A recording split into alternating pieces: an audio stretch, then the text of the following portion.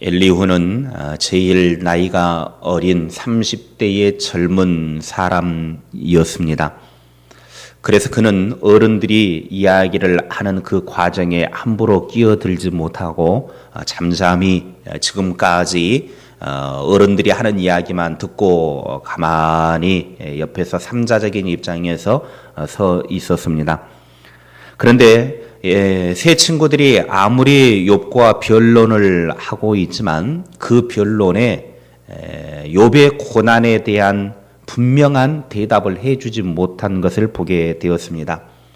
그리고 욥이 세 친구들의 어떤 그 죄악을 지적하는 것에 대해서 반론을 하고 이제 욥의 반론에 대해서 더 이상 세 친구들이 말문이 닫혀서 말을 이어가지 못하고 더 이상 욥의 말에 대해서 변론하지 못하는 것을 보자 엘리후가 이제 이 논쟁에 끼어들었습니다. 그래서 엘리후가 자기가 제일 연소하지만 나설 수밖에 없는 상황이 되었기 때문에 이제 내가 말을 합니다. 나를 버르장머리 없다거나 나에게 이제 제일 어리다고 함부로 말하지 마십시오 하면서 이제 말을 이어가기 시작합니다. 11절 12절에 보면 지금까지 어르신들이 하는 말씀을 내가 참을성 있게 쭉 들어보았는데 들으면서 어르신들이니까 그래도 좀 지혜가 있고 삶의 연륜이 있으니까 현명한 말씀을 좀 해주실 줄로 나는 생각을 했었는데 내가 당신들 변론하는 이야기를 들어보니까 별로 도움이 되지 못했고 현명한 지혜로운 말이 되지 못했습니다. 오히려 욥에게 논쟁에서 지고 말았습니다. 당신들 아무 말도 지금 대꾸하지 못하는 것 보니까 욥에게 분명 졌습니다. 그러니 당신들이 하고 있는 이 모든 것에 대해서 이제 내가 한번 욥과 변론을 해보겠습니다 라고 엘리후는 이야기를 하고 있습니다. 이 세 명의 친구라고 말하기보다는 어떻게 보면 좀 연세가 드신 분들이죠. 어제도 말씀드렸지만은 욥은 50대이고 엘리바스, 빌닷, 소발 같은 경우는 60에서 70세 정도 되어지는 나이가 많으신 분들이고 오늘 논쟁에 뛰어드는 엘리후는 30대의 아주 젊은 사람입니다. 그런데 오늘 이렇게 세 명의 60대, 70대 되는 어른들이 좀 지혜롭게 말을 해줄 줄 알았는데 그들의 말은 욥에 대해서 딱 하나입니다. 욥이 이렇게 엄청난 재난을 당하게 된 것은 겉으로는 보기에 욥이 정직하고 의롭고 문제가 아무것도 없는 것처럼 보이지만 너는 사람들 모르는 그 뒷면에 하나님 앞에 죄를 지었기 때문에 그 죄로 인하여 벌을 받은 것이다 라고 하는 인과응보의 논리만을 가지고 계속해서 접근을 하니까 해결을 할 수가 없는 것입니다. 진실 게임이 돼가지고 그냥 평행선을 계속 둘이 달려가는 것밖에 되지 않는 것이죠. 욥은 나는 죄를 지은 적이 없다. 세 친구는 아니다. 네가 죄를 지었으니까 그 죄에 대한 합당한 대가를 하나님으로부터 받은 것이다. 계속 그 주장만 하니 해결이 될 리가 없는 것이죠. 그러니까 이제 엘리후가 일어나서 하는 말이 나는 당신들과 같이 인과응보의 논리만을 가지고 말하는 것이 아니라 전혀 다른 각도와 전혀 다른 차원에서 이 변론을 하게 될 것이다 라고 이제 이야기를 14절에 하고 있습니다. 그래서 엘리후는 이제 지금까지 31장까지 왔던 어떤 그런 변론과는 전혀 다른 새로운 견해와 새로운 입장으로 욥에게 변론을 하겠다라고 하고 이제 선전포고를 이제 했습니다. 한마디로 엘리후는 세 명의 친구들과는 차별성 있는 그런 논쟁을 하겠다라고 강조하고 있습니다. 오늘 이 모습을 보면서 엘리후의 그 변론하는 과정에 엘리후는 어떤 사람인가를 우리는 볼 수 있습니다. 첫째로 책임감 있는 말을 하겠다라고 하는 겁니다. 책임감 있는 말을 하겠다. 15절 16절에 자신들의 말에 욥이 변론을 펼쳤을 때 어른들이 완패를 당했습니다. 더 이상 욥에게 대답할 말을 못하고 입이 꽉 닫혀버렸습니다. 그걸 본 엘리후가 어른들이 말하지 못했던 말을 내가 하겠습니다. 당신들이 이제 입이 닫혀서 아무 말도 못하는데 내가 말을 하겠습니다. 자신은 지금까지 한마디도 하지 않았지만 이제 나서 사겠다라는 거죠. 엘리후는 욥에게 반박할 것을 얼마나 간절히 기다렸는가를 볼 수 있습니다. 내가 지금까지는 한마디도 못하고 있었지만 우리 표현을 하면 지금 31장까지 오는 동안 얼마나 그냥 입이 근질근질했겠습니까? 말하고 싶어서. 그런 상황 속에서 하고 싶은 말이 지금까지 너무나 많이 있었지만 입이 근질근질했지만 내가 참고 또 참고 기다리다가 드디어 이제 내가 말할 수 있는 기회를 얻었습니다. 당신들이 말을 못하니까 이제 내가 말을 하겠습니다. 18절의 말씀에 보면 자기 안에는 하고 싶은 말이 너무 많아서 자신의 영이 자꾸 말을 하라고 명령한다는 겁니다. 내가 지금 해야 할 말이 너무 많은데 하고 싶은 말이 너무 많은데 이 안에 있는 영이 자꾸 빨리 말을 해라.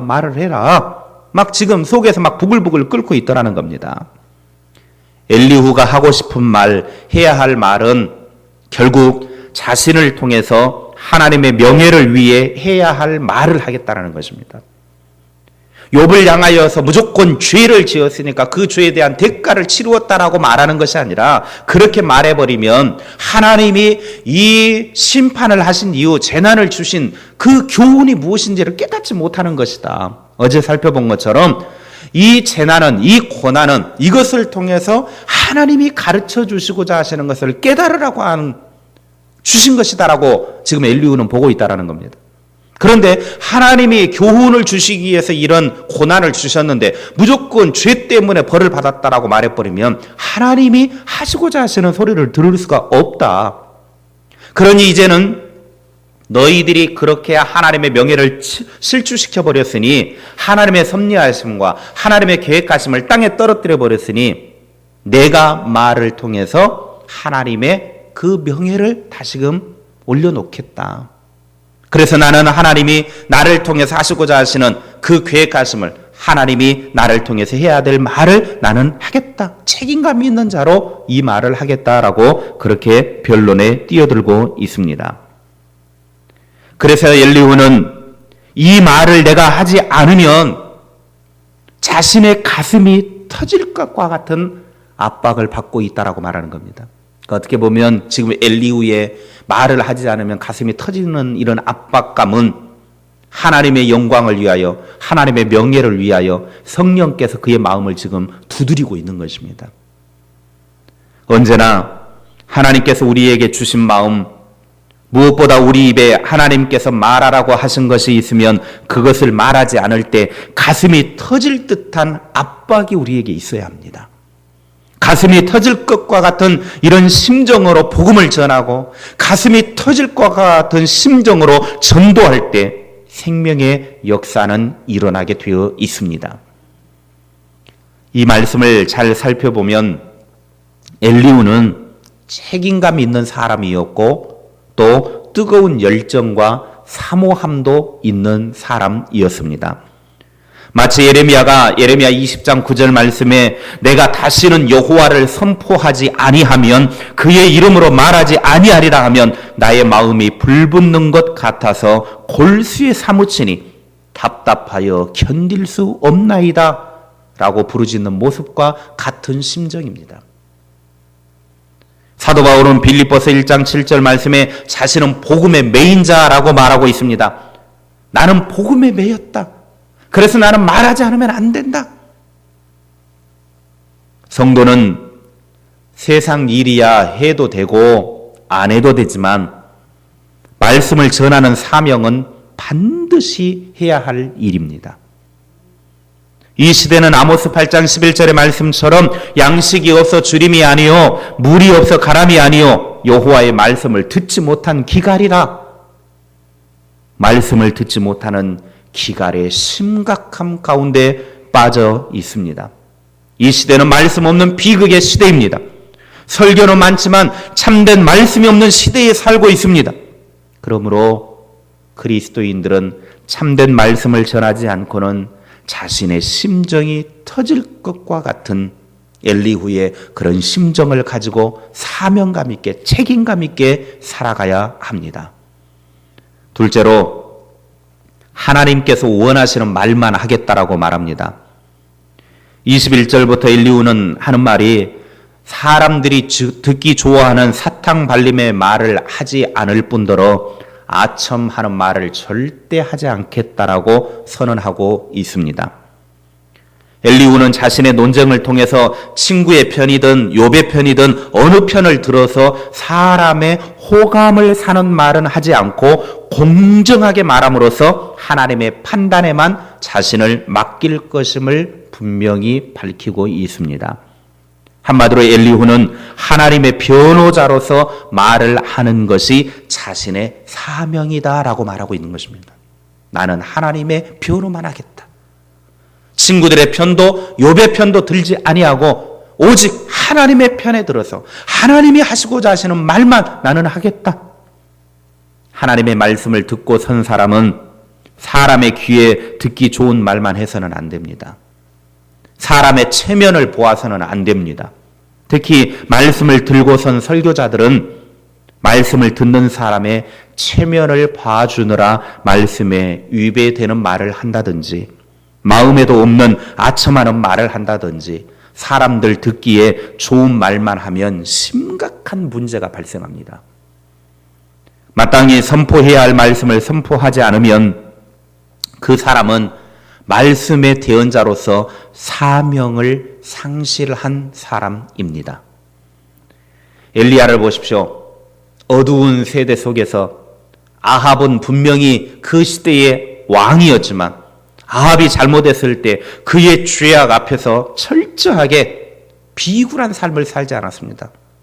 아합 앞에서 그냥 아부하면서 빌붙어서 살려고 아합에게 좋은 말만 해주고 그러지 않았습니다. 아합이 죄를 지었을 때 열왕기상 18장 18절 말씀에 보면 목숨을 구걸하는 것이 아니라 오히려 왕의 범죄를 지적하고 그 범죄를 나무랐습니다.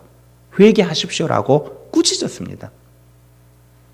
세례 요한은 헤롯이 그 당시에 왕이었지만 그의 불륜의 죄를 보고서 아무 말도 하지 않고 있는 것이 아니었습니다. 오히려 그 불륜의 죄를 보고 지적을 하면서 그것이 죄입니다. 회개하십시오. 꾸짖었습니다. 설교자에게 있어서 말씀을 전하는 사람에게 있어서 제일 무서운 것은 성도들을 향한 아첨하는 말을 하는 것입니다. 하나님의 말씀을 있는 그대로 선포하지 아니하고 아첨하는 말을 하고 사탕발림의 말을 하고 그들의 귀에 듣기 좋은 말만 하는 것, 그것이 가장 무서운 것입니다. 로마 제국이 AD 313년에 기독교를 공인한 후에 복음의 순수성이 급격하게 무너졌습니다. 그래서 역사적으로 왜 로마 제국에서 복음이 그렇게 순수했던 복음이 순교하면서라도 이 복음을 지키겠다라고 목숨을 걸고라도 이 복음을 지키겠다라고 했던 사람들이 급격하게 그렇게 신앙의 순수성이 사라졌는가 연구를 해보았더니 그 당시에 기독교가 이제 인정이 되고 나니까 공식적으로 받아들이고 나니까 관료들과 기독교인들이 자꾸 서로 연합을 하게 되어지고 그럼을 통해서 이제 서로가 이렇게 복음 안에 서 있는 지도자들이 자꾸 이제 관료들에게 해야 될 말을 하지 않고 하나님의 말씀대로 바로 이끌어주지 못하고 아첨하는 말을 하고 이렇게 되다 보니까 결국은 순수성이 사라져 버려가지고 기독교가 급격하게 타락을 하게 되어지는 계기가 되었다라고 하는 그런 보고가 있습니다. 그러니까 기독교가 박해를 받고 막 고난을 당하고 피해가면서 도망다니면서도 생명의 위협을 받으면서도 그렇게 복음의 왕성함이 있었는데 순수한 진리의 말씀만을 선포하고 말씀대로 사회의 죄악을 지적하고 잘못된 것을 말하고 그럴 때는 복음이 살아 움직였었는데 아첨하는 말을 하고 사람 듣기 좋은 말을 하고 이득이 이렇게 결부되기 시작하니까 결국은 복음의 순수성이 사라지고 기독교가 타락이 되어버리고 말더라는 것입니다.